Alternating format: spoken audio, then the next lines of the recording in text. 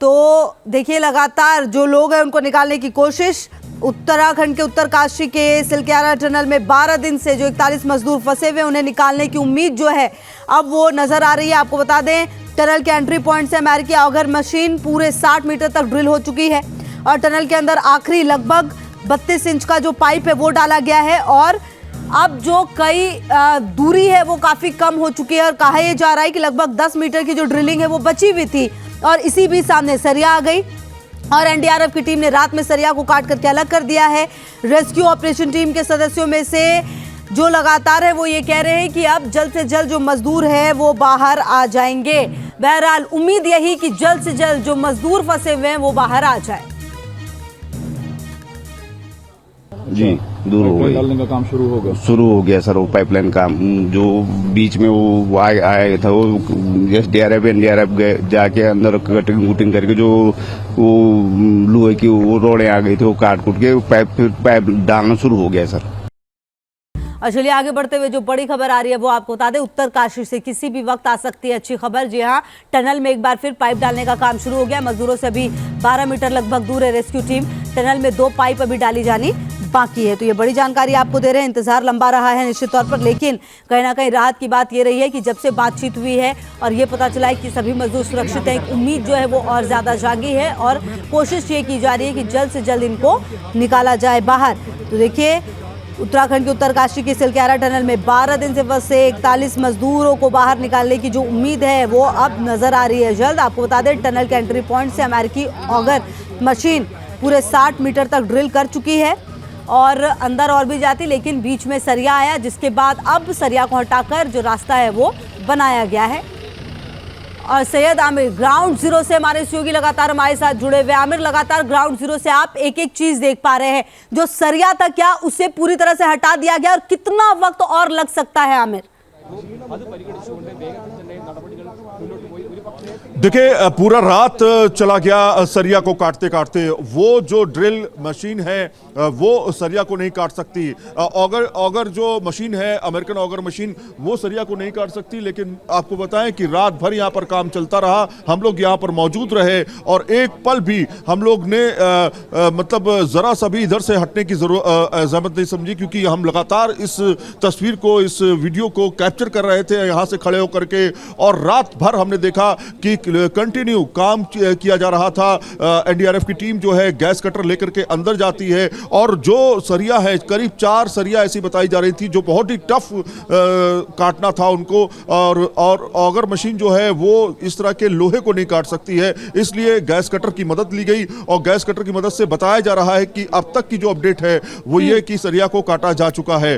अब जाकर के जो ऑगर मशीन के जरिए कुल मिलाकर के जो 2 पाइप डाले जाने हैं वो अब डाले जाएंगे। इसका मतलब ये है कि अभी समय लग सकता है कुछ घंटों का। तो अगर ये नहीं बाधा आती, यही बात थी पहले भी हमने यही कहा था कि कोई बाधा नहीं आनी चाहिए। अगर कोई बाधा आती है तो मुश्किलें फिर से पैदा होंगी जिस तरह से पहले पैदा हुई थी और यही हुआ इस बार भी। लेकिन अच्छी बात यह है कि उन सरिया को काटा जा चुका है और आप देखिए तस्वीरें इस समय आपको हम दिखा रहे हैं, अंदर की तस्वीरें आपको इस समय दिखाई देंगी क्योंकि अंधेरा है और अंदर जो है कुछ लाइटें जल रही हैं। लगातार यहाँ पर काम जो है वो किया जा रहा है। आप तस्वीरें इस समय देख सकते हैं लाइव। आज 12वां दिन है, आप समझिए कितने दिनों से जो मजदूर हैं 41 मजदूर वो फंसे हुए हैं। तो अब बहुत ज्यादा वक्त नहीं लगेगा ये कहा जा सकता है, लेकिन आज की सुबह यानी 12वें दिन की जो सुबह है दोपहर तक माना जा सकता है कि ये कंप्लीट टास्क जो है पूरा किया जा सकता है। रात भर ऐसा लग रहा था कि किसी भी पल मजदूर बाहर निकल सकते हैं, लेकिन लगातार जो इंजीनियर्स हैं, लगातार जो वहां पर वर्कर्स हैं, लगातार जो एनडीआरएफ के जवान हैं, देखिए आप जो बता रहे हैं उससे कुल मिलाकर ये समझ में आ रहा है कि चुनौतियां अभी खत्म नहीं हुई है। जैसे सरिया था और वो सामने आया तो फिर ये रेस्क्यू ऑपरेशन और ज्यादा बढ़ गया। 2 पाइप अभी और डाले जाने जैसा कि आप बता रहे हैं। मतलब कुल मिलाकर ये है कि जब तक सभी मजदूर बाहर नहीं निकल जाते तब तक कुछ नहीं कहा जा सकता, क्योंकि अभी कई और पड़ाव हैं जो इस ऑपरेशन में सामने आ सकते हैं। बिल्कुल, और जिस तरह से कई पड़ाव के द्वारा ही वहां तक पहुंचा गया है, कई तरह के ऑप्शंस क्रिएट किए गए। आपको मालूम होगा कि हमने वर्टिकल ड्रिलिंग, जिस तरह से इंजीनियर्स वर्टिकल ड्रिलिंग की भी बात कर रहे थे, लेकिन एक बात तो बिल्कुल पक्की थी कि सबसे ज्यादा भरोसा जो था वो इसी रूट से था।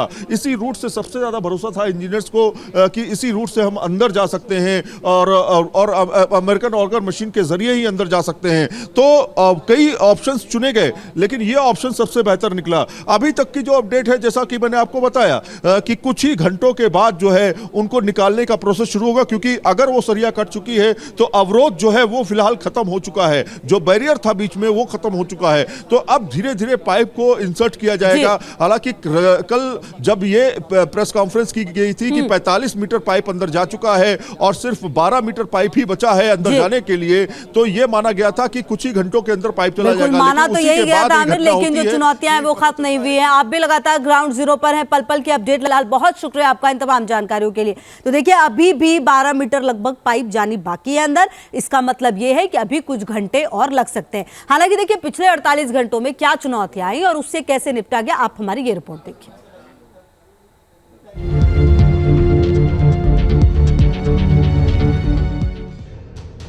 पिछले 12 दिनों से पूरे देश की नजर उत्तरकाशी के टनल में फंसी 41 जिंदगियों पर टिकी रही। सरकार हो या फिर मलबे में फंसे लोगों का परिवार, बीतते वक्त के साथ हर किसी की धड़कनें बढ़ती जा रही थीं। 21 नवंबर की सुबह एंडोस्कोपी के जरिए जब कैमरा टनल के भीतर गया तो जिंदगी की जंग लड़ रहे लोगों की तस्वीर पहली बार पूरे देश ने देखी। इस तस्वीर ने रेस्क्यू में जुटी टीम के लिए उम्मीद की नई किरण जगाई। राहत और बचाव टीम ने टनल में फंसे लोगों से बात की और उनका हौसला बढ़ाया। मुसीबत की घड़ी में भी मजदूरों का मुस्कुराता चेहरा देख राहत और बचाव में जुटे लोगों की उम्मीदें बढ़ गईं और एक बार फिर ड्रिलिंग का काम शुरू हुआ। अमेरिकी ऑगर मशीन तेजी से मलबे को काटती हुई आगे बढ़ने लगी। जैसे जैसे मलबा हटता गया, लोगों की उम्मीदें भी बढ़ती गईं। लेकिन 22 नवंबर की रात करीब 11 से 12 बजे के बीच आखिरी पाइप को पुश करने के दौरान भारी सरिया रुकावट बनकर खड़ा हो गया। बुधवार रात तक रेस्क्यू ऑपरेशन पूरा होना था, सारी तैयारियां कर ली गई थीं। टनल के बाहर एनडीआरएफ की टीम बुलाई गई। टनल में फंसे एक एक मजदूर के लिए एम्बुलेंस मंगाई गई और अस्पताल में 41 बेड तैयार रखे गए। लेकिन कोई नहीं जानता था कि सबका इंतजार और लंबा होने वाला है। जैसे ही ऑगर मशीन के रास्ते में सरिया आया तो काम रोकना पड़ा। टनल में बतौर टेक्निकल एक्सपर्ट काम कर रहे हरपाल सिंह ने रेस्क्यू में बाधा आने की जानकारी दी तो सबके चेहरे पर थोड़ी शिकन बढ़ गई। लेकिन टेक्निकल टीम को पूरा यकीन था कि रात भले ही मुश्किल भरी रहे, लेकिन सुबह की किरण टनल में फंसे लोगों के लिए नया सवेरा लेकर आएगी। वो तो कुछ नहीं है, 4-5 सरिये हैं अंदर। उन्होंने मशीन के बिट को आगे नहीं जाने दिया, वो बिट बाहर आ गया, निकाल लिया। अब जाके मशीन का आगे एक ऑगर लगा होता है, बिट लगा होता है, जिससे काटते हैं मिट्टी को। 4.5 किलोमीटर लंबी सिलक्यारा टनल के एंट्री गेट से 270 मीटर भीतर भूस्खलन हुआ था। दिवाली के दिन हुए इस हादसे के बाद से लगातार रेस्क्यू ऑपरेशन चलता रहा। टनल में राहत और बचाव के लिए केंद्र सरकार ने 3 रेस्क्यू प्लान बनाया था। प्लान नंबर 1, ऑगर मशीन से ड्रिलिंग। इसमें 2 से 3 दिन का समय तय हुआ। प्लान नंबर 2, जिसके मुताबिक टनल की साइड से खुदाई करना, जिसमें 10 से 15 दिन का समय लगता। और प्लान नंबर 3 के मुताबिक डंडाल गांव से टनल की खुदाई करना शामिल था, जिसमें 35 से 40 दिन का वक्त लगता। अच्छी बात यह है कि केंद्र सरकार की तरफ से सुझाए गए पहले प्लान में समय कम लगना था, लिहाजा रेस्क्यू ने टीम प्लान 1 पर काम करना शुरू किया और उम्मीद के मुताबिक कामयाबी भी मिली। ये पहला प्लान ए है। इस प्लान ए को ही हम लोगों ने फर्स्ट प्रेफरेंस दिया, क्योंकि ये मैकेनिकल सिस्टम है।